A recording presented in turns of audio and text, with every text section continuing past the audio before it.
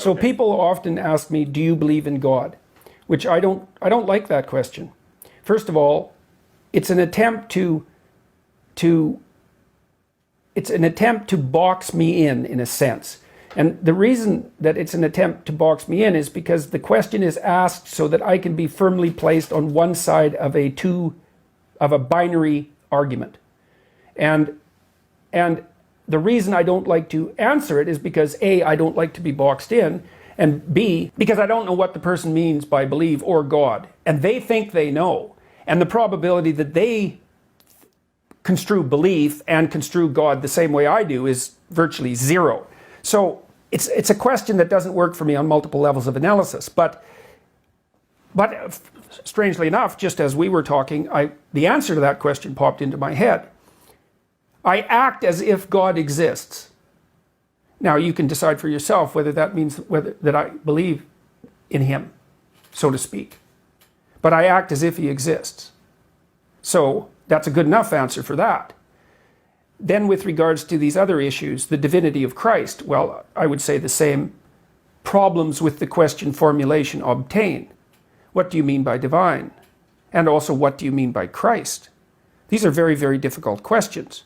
Now, I believe that, for all intents and purposes, I believe that the Logos is divine. Insofar as if by divine you mean of ultimate value, of ultimate transcendent value, yes, it's divine. It's associated with death and rebirth, clearly, because the Logos dismantles you and rebuilds you. So that's what happens when you make an error. When you make an error, some part of you has to go. That's a sacrifice. You have to let it go. Sometimes it's a big part of you. Sometimes it can be such a big part of you that you actually die, right, instead of dying and being reborn.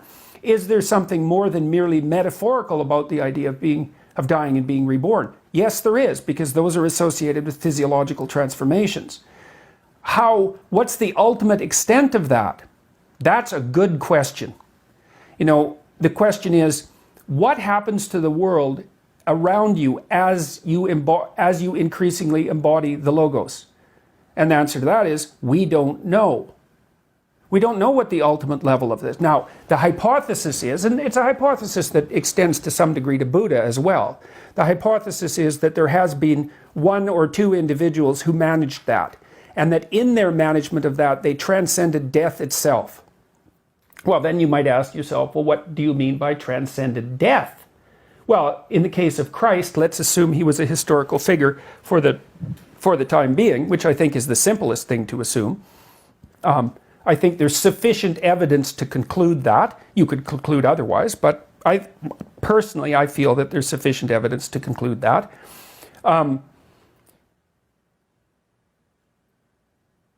Is his resurrection real? Well, his spirit lives on. That's certainly the case. In what sense do you mean spirit? Just to qualify that. Well, let's imagine that a spirit is a pattern of being.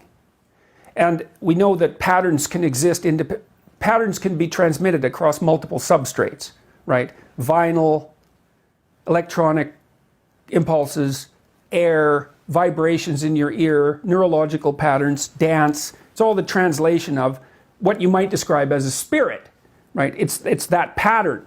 It's independent of its material substrate. Well, Christ's spirit lives on. It's had a massive effect across time. Well, is that an answer to the question? Did his body resurrect? I don't know. I don't know. The accounts aren't clear, for one thing. What the accounts mean isn't clear. I don't know what happens to a person if they bring themselves completely into alignment. I've had intimations of what that might mean. We don't understand the world very well.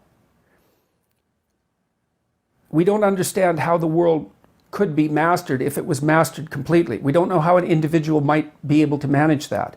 We don't know what transformations that might make possible.